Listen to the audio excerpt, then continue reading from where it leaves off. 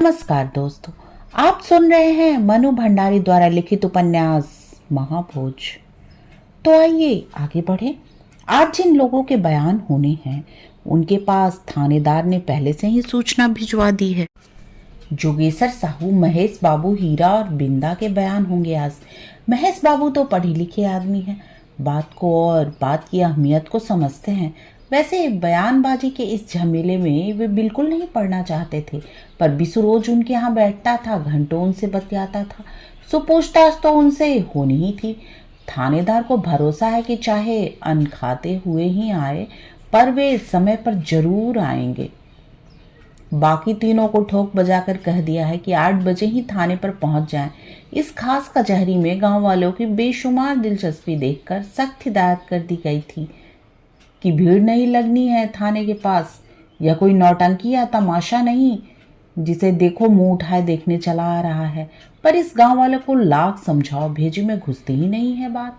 8 बजते बजते हीरा और जोगेश्वर के साथ 20-25 लोग आ ही गए। थानेदार ने झिझका तो बोले, यहाँ दूर बैठे रहेंगे सरकार, बैठने दो। और वे थाने से दूर खुले मैदान में एक घने पेड़ की छाया में झुंड बनाकर बैठ गए। कोई और मौका होता तो धकिया देता थानेदार, पर आज गम खा गया। ऊपर से आदेश आया हुआ है, किसी के साथ किसी तरह की कोई सख्ती न बरती जाए। ठीक है, उसका क्या है, वह कुछ भी करेगा, कहेगा नहीं। इन देहातियों से पाला पड़ेगा तो एक ही दिन में पता लग जाएगा। शहरी लोग भले ही नरमी से काबू में आ जाते हों, पर ये देहाती भुच्च डंडे के बिना कोई रास्ते पर ला सकता है इन्हें भला। अब इस बिंदा को ही देखो, अभी तक पता नहीं है साले का। अजीब सिरफिरा है यह आदमी जब एक बार शहर की हवा खा लेता है तो फिर बिल्कुल लाट साहब ही समझने लगता है अपने को। मेरी तो किरकिरी करवा कर रख देगा। थानेदार के हुक्म पर आदमी आए नहीं, थानेदार हुआ यह साला। खैर छोड़ो, मेरा क्या है। सख्ती का हुक्म होता तो मुश्किल बंधवा कर ले आता उस हरामी को। अब नरमी से बुलाए एसपी साहब खुद।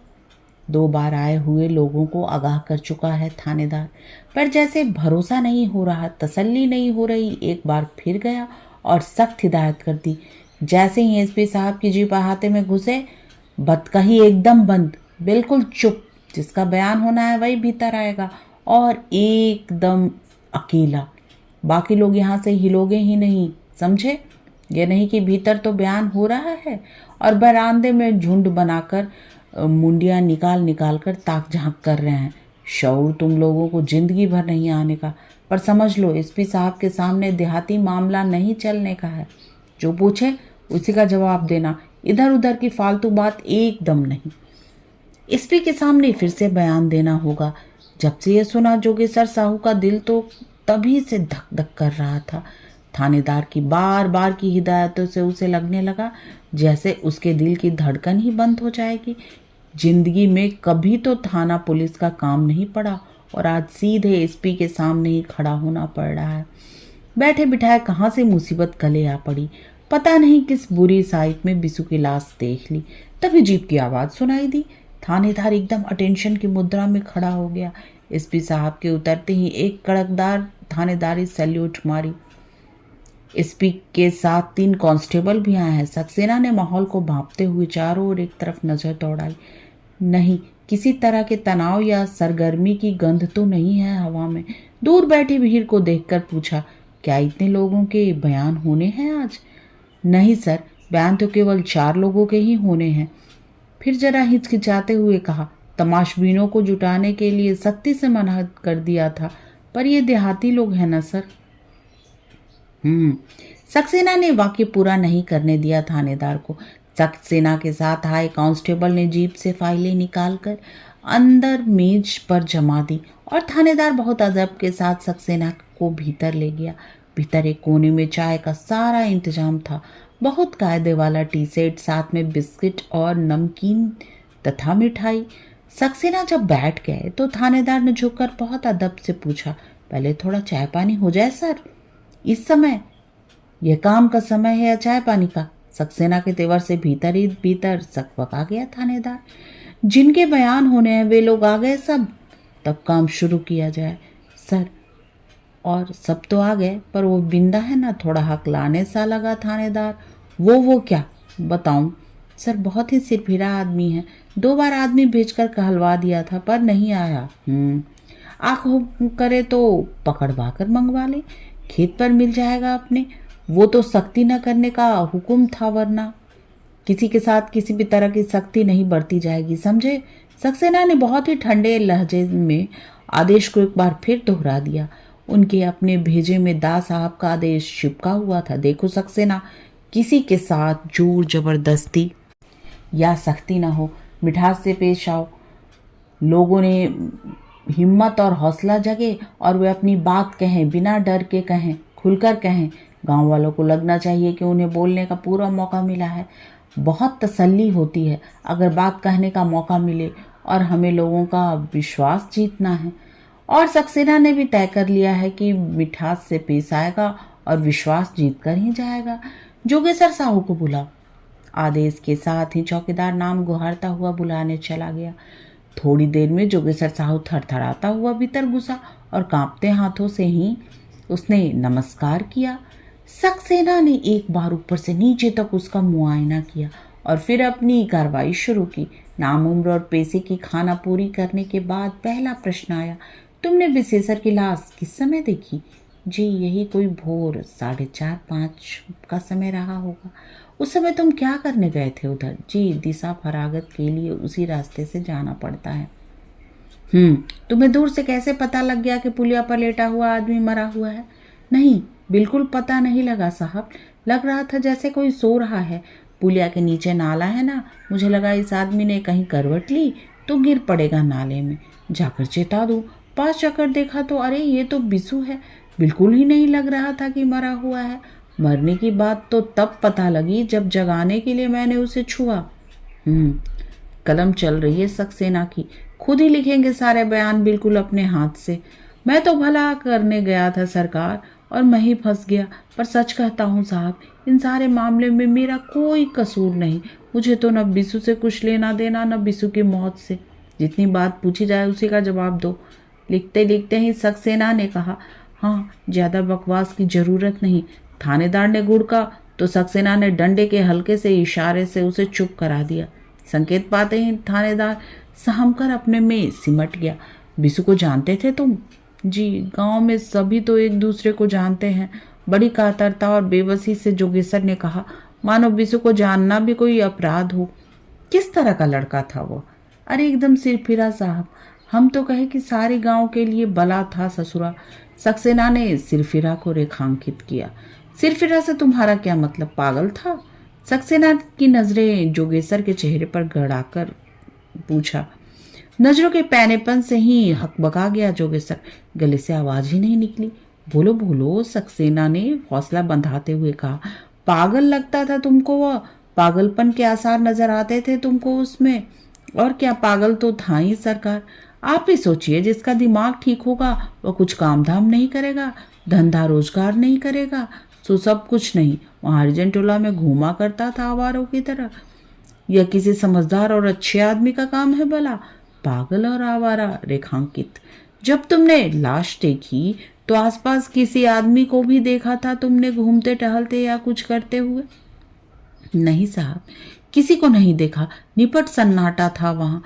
कोई चीज देखी वहां, जैसे कोई डंडा, चाकू, पिस्तौल या कोई ऐसी चीज जिससे कि मारा जा सके आदमी को? नहीं साहब, हमने कुछ नहीं देखा। हम क्यों छानबीन करेंगे इतनी? अच्छा, लाश को देखने के बाद तुमने क्या किया? क्या करता साहब, मैं तो एकदम डर गया। उल्टे पैरों लौटकर उसके बाप को खबर दी। फिर जैसे अपने को ही कोसते हुए बोला, बेकार ही अपने को फंसाया। चुपचाप आगे बढ़ जाना चाहिए था, पर डर के मारे। थानेदार ने आंखों से ही घूरा तो वाक्य अधूरा ही छूट गया। उसके बाप के घर जाते समय रास्ते में तुम्हें कोई नहीं मिला? नहीं साहब, कोई नहीं मिला। और रास्ता थोड़ा सुनसान ही रहता है। कुछ सोच में पड़ गए सक्सेना। 2 क्षण चुप रहकर वे केवल जोगेश्वर को घूरते रहे। नजर के इस पैरनेपन से जोगेश्वर को भीतर ही भीतर कपकपी छूटने लगी। उसने अपनी नजरें जमीन पर गाड़ दी, पर उसके बावजूद वह अपने चेहरे पर सक्सेना की नजर की चुभन महसूस करता रहा और उसके पैर थरथराते रहे। अच्छा ये बताओ, तुम्हारी जानकारी में गांव में उसकी दुश्मनी थी किसी से? जोगेश्वर के मन में तो आया कि कह दे, आधा गांव तो दुश्मन बना रखा था। ससुरे ने उसको उससे लड़ाना और काम ही क्या था उसका? अच्छा भला काम करते मजदूरों को भड़काया करता था सारे दिन। पर जैसे ही नज़र सक्सेना की नज़रों से मिली, आवाज़ जैसे भीतर ही बिछ गई। बोला ही नहीं गया कुछ। सच सच बोलो और साफ साफ बोलो, डरने से की कोई बात नहीं। गांव में किसी की दुश्मनी थी उससे? सक्सेना की तरफ से आश्वासन मिलते ही जोगेश्वर के मन में एक क्षण को जोरावर का नाम कौंधा जरूर, पर अदृश्य लाठियों ने टिकने नहीं दिया इस नाम को। हिम्मत बांधकर इतना ही कहा, हमने कहा ना साहब, हमें उसके बारे में नहीं मालूम। ऐसे आवारा लोगों से हम तो दूर ही रहते हैं साहब, बहुत दूर। तो तुम्हारी जानकारी में गांव में उसका कोई दुश्मन नहीं था? हाँ साहब, हमें नहीं मालूम। मैं तो वैसे ही दूसरे के मामले में पड़ता भी नहीं। परचून की छोटी सी दुकान है, बस घर से दुकान, दुकान से घर, यही कुल जमा जिंदगी है अपनी। खुश हैं अपनी जिंदगी से, चैन से खाते हैं, चैन से सोते हैं। मैं तो कहता हूँ साहब, लोग अपने अपने धंधों में लगे रहे तो कैसा अमन चैन हो जाए सब तरफ। सब अपनी अपनी सुलटो भाई, पागल कुत्ते ने काटा है जो दूसरे की बात में टांग अड़ाए। कुछ नोट करते करते सक्सेना का डंडा हवा में हिला और जोगेश्वर की जवान में जा लगाम खिंच गई। 1 मिनट सक्सेना यूं ही शून्य में देखता रहा, फिर कहा, अच्छा अब तुम जा सकते हो। पर गया नहीं जोगेश्वर, हाथ जोड़कर रिरियाता हुआ बोला, हम आपसे फिर कहते हैं सरकार, इस मामले में हमारा कोई लेना देना नहीं। आप तो हमारे माई बाप हैं, आपसे झूठ नहीं बोलेंगे, हम एकदम बेकसूर हैं। अब आप भी सोचिए साहब, हम नियम से पूजा पाठ करने वाले आदमी, आप हमारा विश्वास करिए। संकेत पाते ही थानेदार ने धीरे से बाह पकड़कर जोगेश्वर को बाहर किया, पर बाहर जाते जाते ही उसने बड़ी ही कातर और याचना भरी नजरों से सक्सेना को देखा। थोड़ी देर तक सक्सेना कुछ लिखते रहे, फिर उन्होंने फाइल उठाई और नजर ऊपर उठाई। थानेदार ने चेहरे पर 2.5 इंची मुस्कान लपेटकर बर्फ का ठंडा पानी पेश किया। पानी पीकर गिलास वापस थमाते हुए उन्होंने पूछा, कैसा आदमी है ये जोगेश्वर? एकदम गौ सर, बहुत भला और शरीफ आदमी है। लड़ाई झगड़ा दंगा फसाद सबसे दूर, थोड़ा डरपोक जरूर है, जब से सुना है। सक्सेना ने अंकुश लगा दिया, महेश शर्मा को बुलाओ। थोड़ी देर बाद महेश शर्मा हाजिर हुए। शहरी लिबास, शहरी अदा। सक्सेना ने पहले ऊपर से नीचे तक महेश शर्मा को अपनी नज़र में समेटा, फिर पूछा, आप यहाँ के तो नहीं मालूम पड़ते मिस्टर शर्मा? जी नहीं, मैं दिल्ली से आया हूँ। किस सिलसिले में? सक्सेना के चेहरे पर आश्चर्य मिश्रित कौतूहल उभर आया। अपने रिसर्च प्रोजेक्ट के सिलसिले में। गांव में क्लास स्ट्रगल और कास्ट स्ट्रगल। सक्सेना की कतई दिलचस्पी नहीं है इस विषय में। बात बीच में ही तोड़कर पूछा, कब से हैं आप यहाँ? कोई 1.5 महीना हुआ। विशेषज्ञ से कैसे परिचय हुआ आपका? अपने काम के सिलसिले में ही हम गांव के अलग अलग लोगों से मिलते थे, तभी हुआ। हम लोग कौन?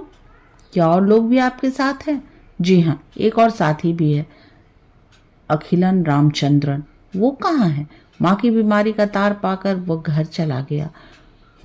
सुनते हैं बिसु आपके घर रोज आया करता था। शामें उसकी आपके घर ही गुजरती थी। अपनी नजरें महज के चेहरे पर गड़ा दी सक्सेना ने। जी रोज तो नहीं, पर हाँ अक्सर आया करता था। नजरों के पैनेपन से थोड़ा असहज हो गया महज। किस तरह की बातें किया करता था वो आप लोगों से? थोड़ा असमंजस में पड़ गया महज। समझ ही नहीं पाया बिसु की बातचीत के विषयों को 2 पंक्तियों में समेटकर कैसे बताए। मैं पूछ रहा हूँ, क्या बातचीत होती थी आप लोगों के बीच? जी बात यह है कि वो बहुत ही सेंसिटिव था, एक्स्ट्रा सेंसिटिव, और बहुत सोचता था। यहाँ इस तरह की किसी आदमी से मुलाकात होगी ये तो हम सोच भी नहीं सकते थे। It was really mister Mahesh, यह मेरा प्रश्न नहीं है और मैं अपने प्रश्न का जवाब चाहता हूँ। आवाज में थोड़ी सख्ती घोलकर सक्सेना ने कहा। तो एक क्षण को सिटपिटा सा गया महेश, फिर अपने को संभाल कर कहा, कोई एक विषय तो होता नहीं था उसकी बातचीत का। असल में वह बहुत परेशान रहता था, बहुत दुखी, और अक्सर उसी की बात किया करता था। क्या थी उसकी परेशानी, उसका दुख? वही तो जानना चाहता हूं मैं। कोई निजी कारण था उसके दुख का? I mean personal. पर्सनल? कुछ इस भाव से पूछा महेश ने, मानो इस शब्द का अर्थ ही न समझ पाया हो। हाँ हाँ, पर्सनल। आपने बताया ना कि वो एक्स्ट्रा सेंसिटिव था और वो बेकार भी था। फिर एक क्षण रुककर अपनी बात पूरी की। वो जवान था और उसकी शादी नहीं हुई थी। हो सकता है कभी किसी लड़की।